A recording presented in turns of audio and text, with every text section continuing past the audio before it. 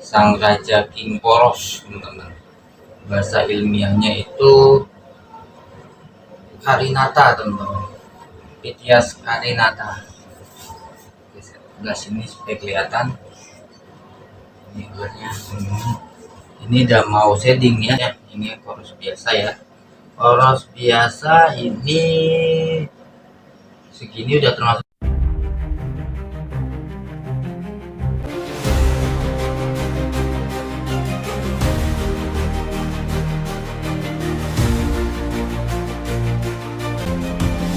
Kembali lagi ke channel saya pada siang hari ini. Saya akan coba ya menampilkan ular koros King Koros atau dibilang ular yang tidak berbisa gitu ya, rajanya King. Tapi nanti saya akan juga menampilkan ular koros yang biasa gitu, teman-teman. Waktu itu saya sudah memberikan suatu perbedaannya, namun dari segi postur dan perbandingannya itu memang sangat-sangat jauh berbeda, teman-teman. Karena kalau ular King Koros yang rajanya itu memang benar-benar ukurannya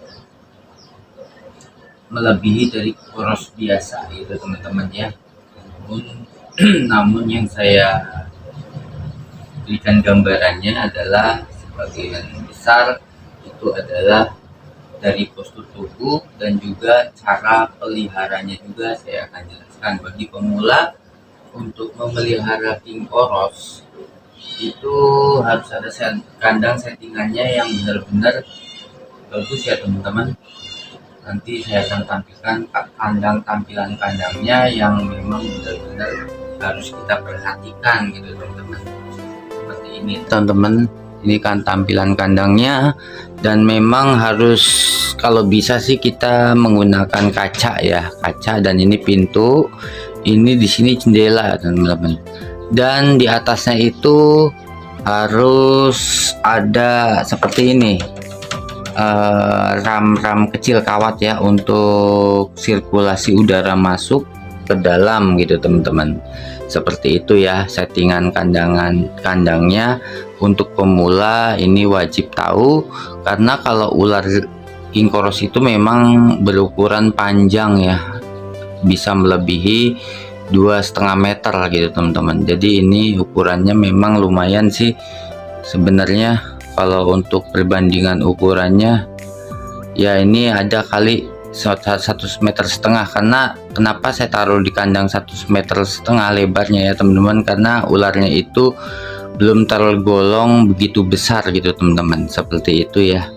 Jadi saya berikan suatu bentuk tips cara memelihara dan settingan kandangnya, teman-teman, seperti ini ya. Saya tidak menggunakan ranting karena apa, di dalamnya itu terlalu sempit, teman-teman. Jadi sengaja tidak saya gunakan ranting ya, teman-teman. Nanti saya tampilkan ular King Korosnya dan sambil saya jemur karena sudah mulai shading gitu, teman-teman ya. Oke, nanti saya tampilkan keluarkan ular King Koros saya, teman-teman. King Koros saya itu saya kasih nama Rawing gitu, teman-teman.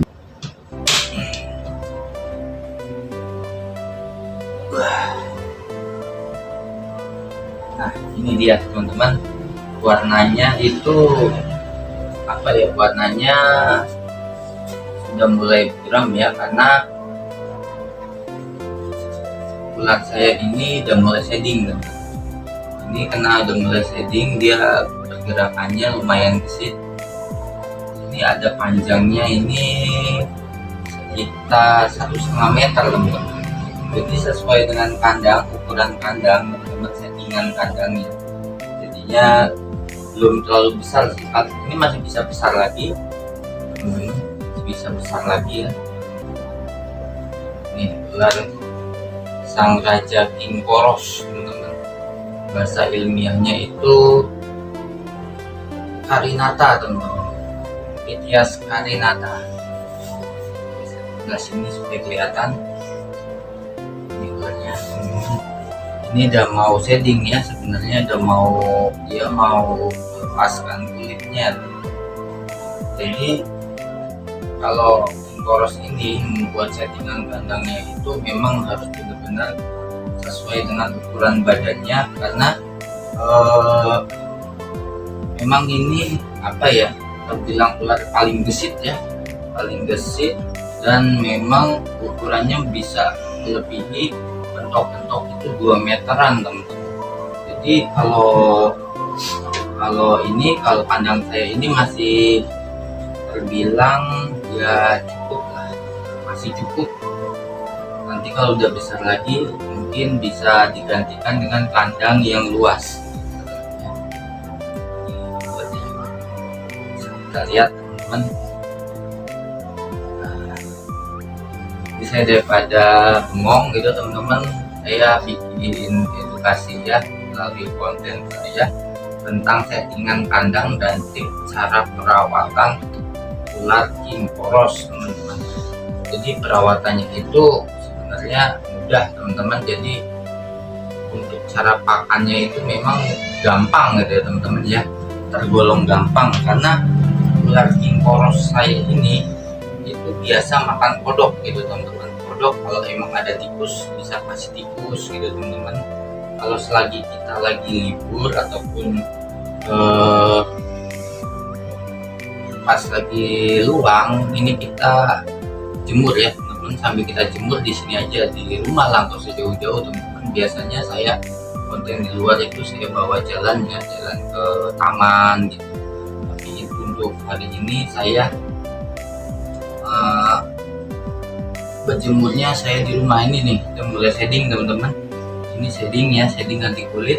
Dan memang kalau ganti kulit ular itu nggak bisa diam teman-teman, udah waktunya melepas kulit gitu teman-teman. Jadi kalau ular ganti kulit itu katanya itu dia badannya itu makin bertambah gitu teman-teman, makin dewasa, makin bertambah. Jadi kulitnya itu akan mengelupas, dan setelah mengelupas dia akan terlatih untuk makan gitu teman-teman. Jadi karena saya kandangnya ini memang cukup ya, jadi di dalamnya itu saran saya kalau misalnya ular kan ganti kulit shedding ya teman-teman ya, jadi ada tempat air, dan juga di dalamnya ini juga harus agak sedikit kering dan kasar gitu teman-teman, untuk dia bisa mudah menyangkutkan kulitnya di bagian sela-sela kandang. Bisa dengan kandangnya itu memang harus pas ya, sesuai dengan badannya, dan kalau bisa agak lebar dikit, karena ular ini kalau dewasa ini bisa tumbuh besar panjang ya, mencapai 2 meter mentok-mentok ya, sampai 2 meter. Dan ini saya belum panjang sih tempatnya teman-teman, tapi udah maksimal luas ya, harus luas tempatnya teman-teman. Ini kalau udah shedding dia kulitnya ini akan bagus ya, akan normal gitu ya teman-teman, karena dia tuh makin lama kan makin dewasa gitu teman-teman, tumbuh makin besar. Ini panjang, ini masih ada 1,5 meter, tapi kalau misalnya nanti sudah lama dia akan lebih panjang lagi gitu teman-teman. Ini karena king chorus itu ukurannya luar biasa panjang gitu teman-teman, beda dengan ukuran chorus biasa. Nanti saya tampilkan chorus biasanya ya teman-teman, supaya bisa tahu teman-teman semua perbedaan antara king chorus dengan chorus biasa. Sekilas seperti ular berbisa ya teman-teman, sekilas seperti ular berbisa, karena sekilas juga kalau kita lihat seperti king cobra gitu teman-teman. Jadi kalau kita di alam melihat ini ataupun di sekeliling rumah melihat ular seperti ini, sebenarnya kita perlu perhatikan dengan ukuran kepalanya teman-teman. Ukuran kepalanya ya, kalau ukuran kepala seperti ini dan dia agak, kalau dia strike gitu strike dalam arti beliku 3 gitu di lehernya, itu bukan kobra tapi king chorus gitu teman-teman. King chorus itu termasuk ular sahabat petani gitu teman-teman. Dan ini dia mulai shedding gitu teman-teman, mulai melupas ya. cepat banget ya teman-teman. Kalau king koros itu kalau udah makannya banyak ya teman-teman, lancar makan, dia shadingnya itu ganti kulitnya akan cepat. Shading ganti kulitnya akan cepat karena pertumbuhannya lebih cepat daripada ular-ular umum ya. Pada ular umum seperti biasanya seperti koros biasa itu, kalau koros biasa itu agak lama pertumbuhannya dan lebih cepat king koros teman-teman. Kalau king koros itu kalau udah makannya banyak, dia nggak lama akan mau shading gitu, perubahan tubuhnya akan besar ya, cepat besar ya, karena perkembangannya cepat dewasa ular king koros. Kalau king koros itu dia pemakan sebenarnya nggak hanya kodok, dia lebih cenderung ke tikus kalau di alam liarnya. Makanya kalau kita bisa membedakan antara king cobra dan king koros, kalau king koros itu tipe struktur dari kepalanya ini teman-teman ya agak lonjong ya. Kalau king cobra itu dia relatif segitiga dan sedikit dia ada tudung gitu teman-teman, tapi kalau king koros kan nggak ada tudung, jadi kalau sekilas memang terlihat seperti ular berbisa ya, namun ini bukan ular berbisa teman-teman, tapi ular sahabat petani yang biasa habitatnya itu di hutan bakau ataupun di pesawahan teman-teman. Seperti itu ya, ini panjangnya sudah mulai panjang banget teman-teman, dia mau shading. Nah ini contohnya nih, kulitnya juga ada sedikit kelupas, ini namanya mau shading teman-teman. Jadi makanya kalau ular mau shading itu dia pergerakannya ya lumayan nggak bisa diem karena mau ganti kulit gitu teman-teman ya. Dari segi kepala ataupun badannya ini dia mau ganti kulit, makanya kalau ada dia yang kasar-kasar dia pasti akan melupas gitu. Termasuk dari segi kepalanya ini juga nanti akan melupas teman-teman. Kemarin udah putih ya matanya, 2 hari yang lalu udah putih, dia akan ganti kulit. Ini coba kita simpan dulu ya teman-teman, bukan king koros saya. Ini king koros biar dia ganti kulit terlepas dengan sendirinya, karena takutnya ada yang sedikit sedikit belum lepas gitu. Jadi biar dia lupa sendiri, nanti kalau udah ini baru kita pakai air mungkin bisa lepas ya, karena panjang settingan kandangnya itu ya sebenarnya kurang, tapi ini udah maksimal. Nanti dia suatu saat akan lebih besar lagi, bisa panjang lagi teman. Oke, saya akan ngasih tahu juga ular yang koros ini, koros biasa ya. Koros biasa ini segini udah termasuk dewasa, ukuran segini sudah termasuk dewasa. Berbeda dengan king koros saya yang tadi teman-teman, ini koros biasa ya. Karena ular koros itu dia memang ada beberapa jenis yang memang ada pemimpin dan ada tidak pemimpin ya. Kalau yang tadi pemimpinnya sang raja king korosnya teman-teman, dan cara makannya itu sangat berbeda dengan koros biasa. Kalau koros biasa mungkin dia mau makan kadal, katak gitu ya, katak, kadal biasanya setahu saya, dan makanannya itu pokoknya tikus. Kalau di pesawahan, ular ini adalah ular sahabat petani, termasuk sahabat petani, dan juga masih sekeluarga dengan king koros tadi yang saya tampilkan. Itu dia paling besar ya, habitatnya itu ada di pesawahan, terutama di tempat-tempat dimana yang banyak pokok habitat makanannya itu tikus.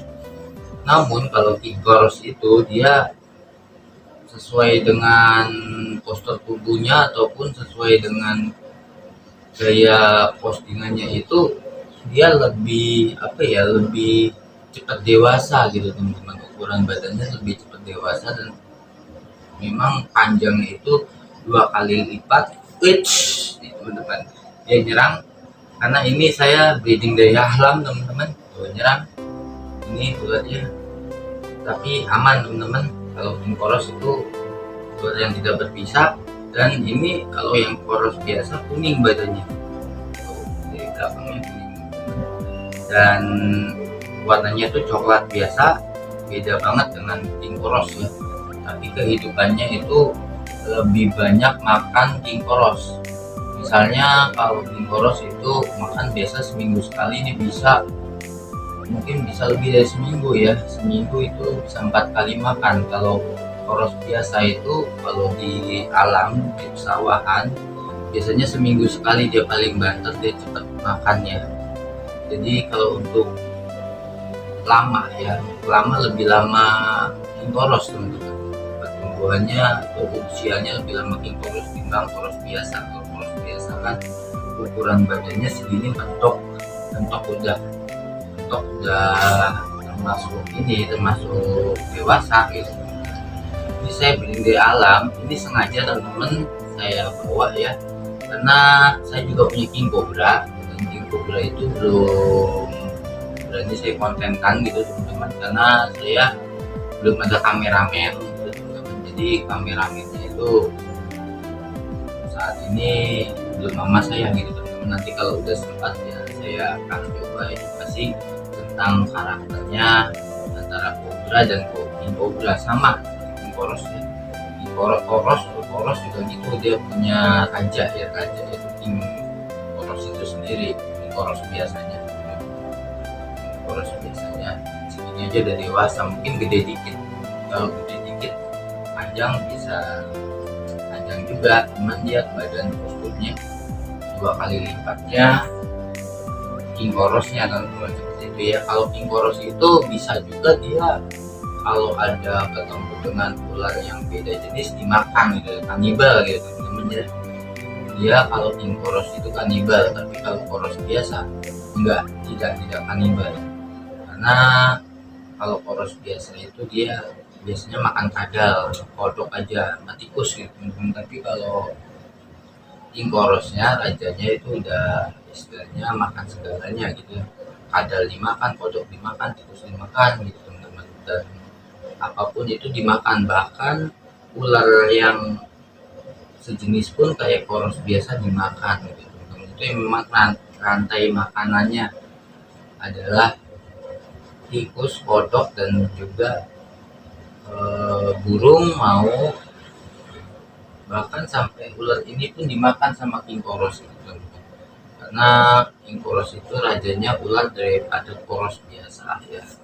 Nah ini koros biasa, ini koros biasa ya, ukurannya segini aja gitu teman-teman. Mungkin masih bisa besar lagi ya.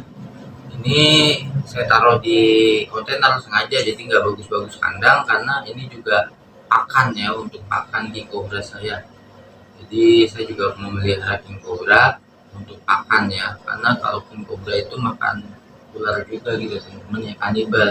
Jadi khusus makan ular kalau king cobra, tapi beda dengan king koros. Lebih mudah king koros karena dia di alam sudah ada gitu teman-teman, banyak ya kodok ya. Tinggal ambil, kita cari kodok, mungkin dimakan gitu. Beda ini, kalau ini kan dia apa aja juga mau makan ya, cuman lebih mudah king korosnya. Ini koros namanya, koros biasa ya.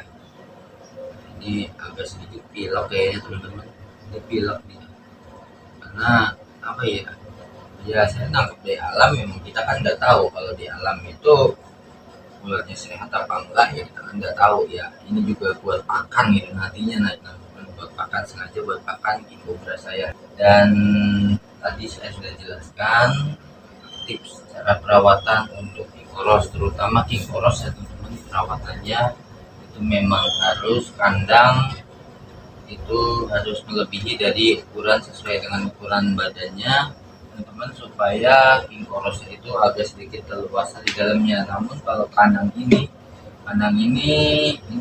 masih 1,5 meter, tapi sudah maksimal teman-teman ya. Contohnya sudah maksimal lah.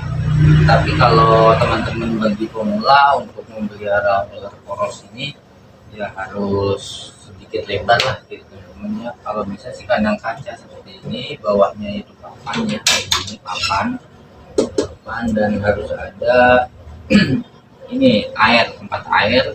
Kalau misalkan akuarium bisa juga, kita di alasnya juga bisa pakai kokopit ya teman-teman ya. Kokopit itu seperti kayak tanah ya, tanah campur-campur ini kasar hangat ya teman-teman ya, karena ular reptil itu dia biasa senang tempat alas yang hangat gitu. Nah ini kayak gini, saya keluarkan lagi ya,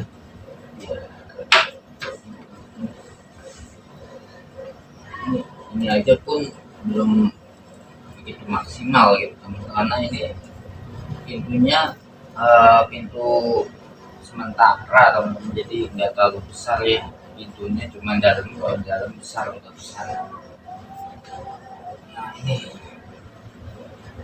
Nah ini teman-teman, kita daripada bengong gitu teman-teman, kita punya peliharaan, kita sambil edukasikan, karena ini juga mau ganti kulit nih teman-teman. Ini kalau misalnya kita ini nanti kita rendam ya, kalau saya ada kameramen sih mungkin sambil kita mandiin. Ini udah ganti kulit teman-teman. Nanti mungkin kita sore saya carikan katak lagi untuk dia makan teman-teman. Karena biasanya kalau ular tuh kalau udah bisa ganti kulit itu biasanya dia mau makan gitu teman-teman. Nah, ini ularnya.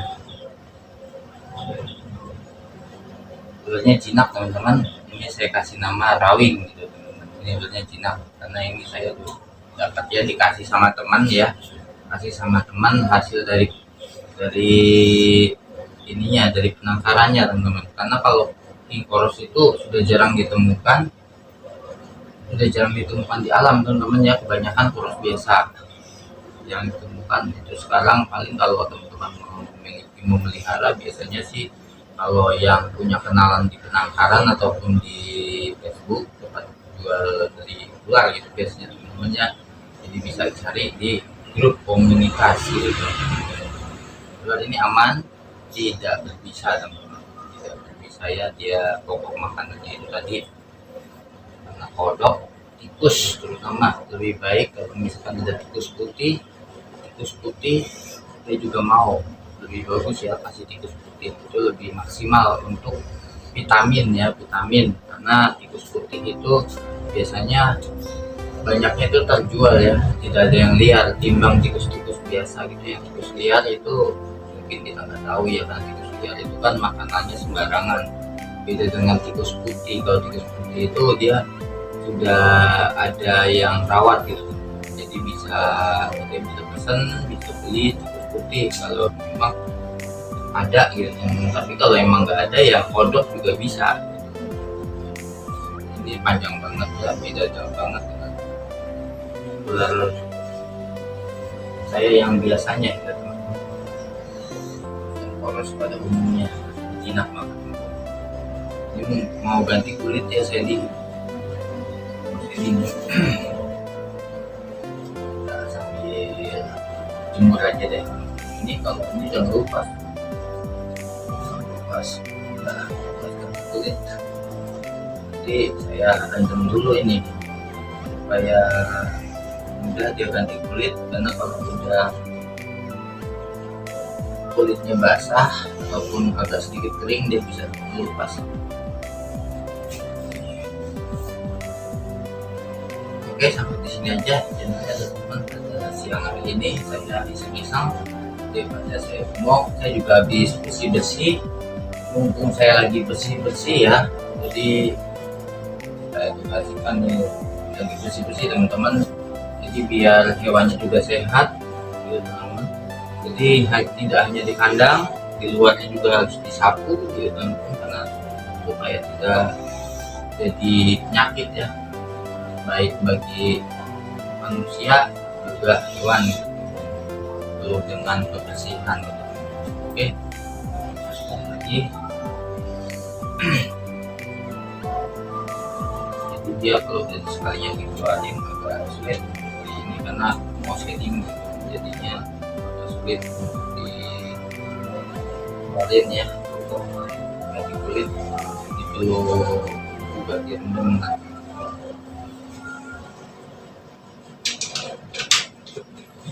seperti ini ya settingan kandangnya ya, settingan kandangnya seperti ini sudah saya jelaskan tadi. Dan bagi yang pemula bisa memelihara ular yang aman ya teman-teman.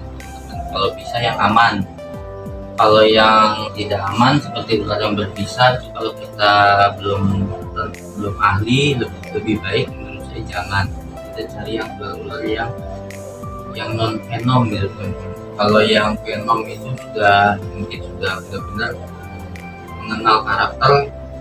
Kalau ular yang venom yang mengenal karakter ularnya, jenis ularnya apa gitu, kita juga harus tahu ya teman-teman. Kalau nggak tahu itu repot teman-teman, karena risikonya sangat besar kalau kita memelihara yang venom ular berbisa teman-teman ya. Kalau kayak saya kan intinya ya sedikit-sedikit udah paham lah tentang karakter ular berbisa itu. Kita juga perlu hati-hati gitu ya, wajib hati-hati karena mungkin resikonya rentan itu sering digigit biasa teman-teman ya. Kalau kita kan sering digigit, jadinya kalau kita memelihara yang berbisa itu sebelumnya harus direncanakan dulu dan dipahami dulu tentang karakter si ular itu sendiri teman-teman. Kalau king cobra kan sifatnya menyerang dan karakternya luar biasa ya, jadi perlu dengan kehati-hatian dan tidak sembarangan gitu teman-teman. Sebenarnya nantinya saya juga rencana mau saya edukasikan, tapi tunggu ada kameramen gitu teman-teman. Ada kameramen teman saya gitu teman-teman, supaya bisa benar-benar pakai safety gitu teman-teman. Kalau nggak pakai safety kita terlalu beresiko ya, karena apes itu nggak ada tanggalan gitu teman-teman, kapan saja kita bisa aja tergigit. Makanya perlu dengan pendampingan dari orang yang paham, baik itu dari kameramen maupun orang yang sudah bisa lah, sudah mengenal karakter king cobra. Jadi sama-sama saling mengenal, jadi untuk kita edukasikan, kita videokan itu aman gitu teman-teman. Jadi ada yang membantu juga gitu, karena kan king cobra itu bersifatnya wah benar-benar luar biasa ya. Jadi saya kalau sendiri gini keteteran gitu teman-teman. Kalau sendiri gini keteteran, harus ada pendamping dan juga harus ada kameramen.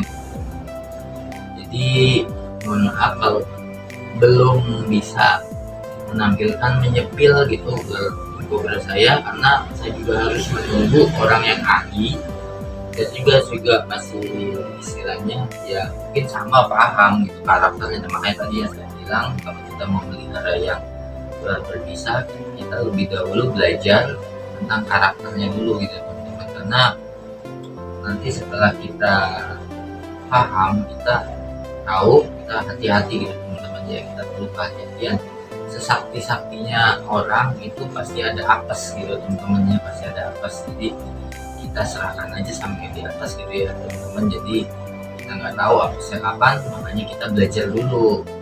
Nah kita belajar dulu karakternya seperti ini. Jadi kita harus ada metode safety dan juga ada pendampingan dari seorang kameramen ataupun teman gitu, teman yang udah paham ya. Kalau yang ular seperti ini yang tadi itu masih bisa saya sendiri gitu. Karena di sini saya juga sempit gitu, sempit sangat berisiko. Nanti kalau lepas larinya pasti akan ke sebelah gitu ya. Jadi nggak bisa sendiri, saya keteteran kalau sendiri. Karena karakter si ular cobra itu, king cobra itu dia sangat gesit dan hawanya itu dia pasti mau kabur gitu teman-teman. Bukan apa-apa ya, pasti kabur gitu teman-teman.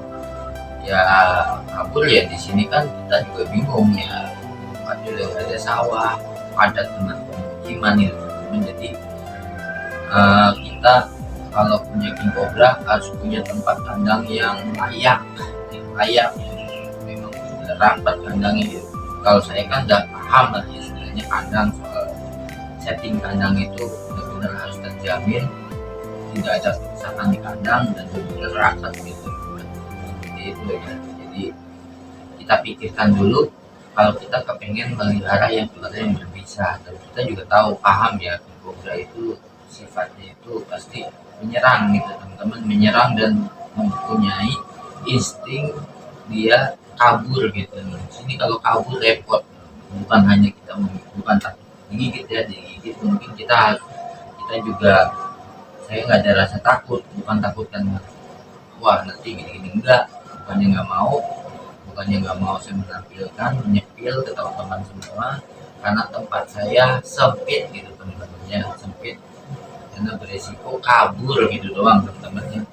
Jadi sementara saya bisa menyepil yang ular-ular koleksi saya yang aman-aman aja, kita main aman teman-temannya. Nanti kalau udah pas waktunya, kalau sudah ada pendamping ataupun ada teman saya juga yang komunitas reptil yang ahli dalam bidang ular berbisa king cobra gitu teman-teman. Walaupun tempatnya sempit, tapi ada teman yang mendamping ataupun selain kameramen gitu teman-teman, saya tidak keteteran. Tapi kalau sendiri gini, saya mohon maaf tidak bisa, belum siap gitu ya teman-teman untuk menampilkan yang namanya king cobra. Kalau udah keluar kandang repot teman-teman, kalau sendiri. Ini aja kemarin saya coba repot untuk membersihkan ya, karena sendiri itu, jadi nanti hasilnya juga nggak enak ditonton, percuma gitu teman-teman. Kita kan mencari enak ditontonnya kalau kita nyaman, ada kameramen, apalagi ular yang venom yang berbisa king cobra itu jangan sembarangan gitu teman-teman. Saya sudah mengalami dulu waktu pas memiliki retik, saya kena lilit teman-teman, ini buat edukasi juga untuk teman-teman di rumah. Jadi kalau sendiri, kalau ular keadaan itu benar-benar berisiko gitu ya, kita ular kan nggak tahu ya kapan dia galaknya dan kapan dia tenangnya gitu teman-teman. Dan kesalahan saya itu dulu, saya pertama sendiri, nggak ada yang dampingin, dan retik itu memang liar. ular retikularus itu dari saudara saya, itu posisi nangkep dari hutan Kalimantan teman-teman. Jadi saya sendiri, saya mainin, saya taruh di leher, saya kayak lilit gitu. Itu kesalahan juga dari saya ya, karena nggak ada pendamping, nggak ada kameramen gitu teman-teman. Makanya kalau yang ular liar itu disarankan kalau membuat suatu konten ataupun pengen bikin konten video itu harus ada kameramen teman-teman, biar lebih aman. Dan dulu saya juga sempat memang percuma sih juga orang itu juga harus dipercaya, juga terpercaya, karena kalau kita asal punya teman dan akhirnya kita menjadi susah ataupun menjadi miskin tuh nggak usah teman-teman. Itu orang lebih hati-hati sebenarnya, hati-hati memilih teman gitu teman-teman. Jadi dulu saya fatalnya itu ular saya dipinjam dan balik-balik jadi galak ya teman-teman. Kan temen itu juga teman gak beres sih teman. Jadi kita udah bayar, jadi suruh melakukan tanggung jawabnya nggak ada. Akhirnya kita handle sendiri, kita yang beresiko gitu. Jadi orangnya juga sih teman-teman, jadi orangnya, jadi pengalamannya seperti itu. Kalau bisa jangan kembali lagi untuk pelajaran. Pengalaman adalah pelajarannya, supaya kita lebih berhati-hati memelihara ular gitu teman-teman. Jadi sama aja kita punya motor ataupun mobil gitu teman-teman. Kalau kita punya motor, punya mobil, kita kalau nggak hati-hati di jalan ya, kita saatnya ajal tiba ya kecelakaan ataupun gimana, itu tergantung orangnya teman-teman ya. Jadi kalau pengen punya motor, pikirkan dulu surat-suratnya, SIM, STNK, helm, ya sama kayak punya ular gitu teman-teman ya. Punya ular juga gitu, kita pengen punya ular, kalau pengen punya ular yang berbisa juga harus dipentingkan kandang, safety ataupun alat gitu ya teman-teman ya. Itu sama peralatan wajib untuk kita jaga-jaga gitu teman-teman ya. Yang terutama itu, yang kedua, kalau kita buat channel ataupun tentang reptil, apalagi tentang masuk ke dunia hewan ya, seperti hewan buas, itu kita perlu pendamping dan juga kameramen gitu teman-teman. Jadi saya sarankan kameramen perlu, kalau yang hewan benar-benar ganas gitu teman-teman, untuk menghandle-nya lebih gampang, lebih fokus gitu teman-teman, karena kamera itu kan dipegang oleh kameramen, jadi kita megangnya bisa lebih fokus gitu teman-teman, berhati-hati gitu ya, ada yang mendamping juga gitu. Nah, saya seperti itu ya, tadi itu sesakti-saktinya orang pasti ada apesnya, kita nggak tahu apesnya kapan. Nah itu sama kayak punya motor ataupun mobil, kita bisa ahli membawa kendaraan motor, ahli bisa membawa mobil, nyalip-nyalip di tol, tapi pasti ada kekurangannya dari kita, ngantuk ataupun lalai, itu pasti bisa nabrak ataupun ketabrak, beresiko ya, istilahnya semuanya ada resikonya teman-teman. Seperti itulah, sama kayak kita melihara ular ya, kita sebelumnya sudah siapkan terlebih dahulu, persiapan diri, mental, dan keberanian. Kita ibarat kayak gitu ya, kalau kita pengen punya kendaraan, pengen berani di jalan, itu memang harus berani. Kalau nggak berani, kita nggak bisa gitu kan. Sama kayak kita, saya juga gitu kan, saya mengenal karakter beberapa, nemu nih, wah pengen pelihara ya saya pelihara, karena nanti kita juga ada pembelajaran tentang kehati-hatian dan juga pembelajaran tentang safety, bagaimana cara menggunakan safety, gimana kita perhitungan dalam membuat kontennya gitu ya teman-teman, karena King Cobra ini termasuk properti gitu teman-teman, properti saya. Dan sebelum memiliki properti yang berbahaya, kita juga harus memikirkan dan tidak buru-buru untuk kita buat gitu channelnya itu teman-teman, karena kita perlu juga pendampingan. Dan saya cari juga teman yang benar-benar paham tentang gimana cara menghandle-nya gitu teman-teman ya, karena King Cobra itu kalau udah gigit nggak ada serumnya teman-teman ya, karena memang Tuhan sudah menciptakan seperti itu ya, kita nggak bisa menyalahkan juga gitu kan, udah kodratinya ya, udah kodratinya masing-masing diberikan kelebihan senjata untuk bertahan hidup gitu teman-teman ya, kecuali ya kalau di apes ketemu orang yang nggak tahu ya. Tapi sih setahu saya orang itu lebih lebih memiliki akal, kecuali kalau dia kegigit ya, karena kan nggak ada persiapan, mungkin dia orang tersebut mungkin di sawah lagi kerja nggak sengaja, tapi kalau sengaja melihat juga pun sengaja dia pegang pentung ya, tetap aja lah sehebat-hebatnya ular kalau dipentung dikeprek pasti mati gitu teman-temannya. Seperti itu ya, yang sering kena gigit itu orang-orang yang nggak ada persiapan, dia persiapannya itu fokus dalam pekerjaan, ketika kerja di kebun ataupun di tempat kelapa, perkebunan kelapa sawit ataupun di sawah, itu acap kali sering nggak sengaja ya kena gigit, mungkin ularnya kena injak gitu teman-teman. Tapi kalau lagi nggak kena injak, melihat dari jarak jauh dia juga masih kabur, karena ular juga takut sama orang gitu teman-teman, karena orang itu kan lebih pemikirannya lebih sempurna daripada makhluk-makhluk yang lain gitu teman-teman. Sedangkan ular setan aja takut teman-teman sama orang sebenarnya gitu teman-teman, asalkan kita punya keimanan yang benar-benar iman yang kuat, fondasi yang kokoh. Setan takut sama orang gitu sebenarnya gitu. Tapi kadang-kala manusia sendiri dikasih akal, tapi dipergunakan akal itu ya aji mumpung gitu, banyak ya aji mumpung orang itu, jadi lebih berbahaya orang. Jadi hati-hati, kita baru kenal orang gitu, orang baru kenal gitu, hati-hati dan jangan 100% percaya gitu, karena saya bisa ngomong gini ya karena saya sudah mengalami gitu ya, kayak gitu ya teman-teman, lebih lebih berhati-hati lagi ya sama orang gitu. Tapi kalau sama hewan lah, kalau kita bisa menghandle-nya, kita free menghandle gitu teman-teman ya. Sebelumnya sih kita harus berpikir dulu, yang tadi saya jelaskan itu harus benar-benar bisa tahu karakter si hewannya seperti itu ya. Kalau hewannya lagi hewan buas ya kita benar-benar waspada gitu, takut digigit aja gitu, itu aja ya. Sampai sini aja penjelasan saya pada siang hari ini. Saya ucapkan terima kasih. dan jangan lupa like and subscribe-nya teman-teman.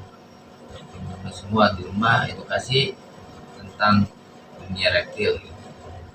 Oke, sampai jumpa di video-video kami selanjutnya. Bye.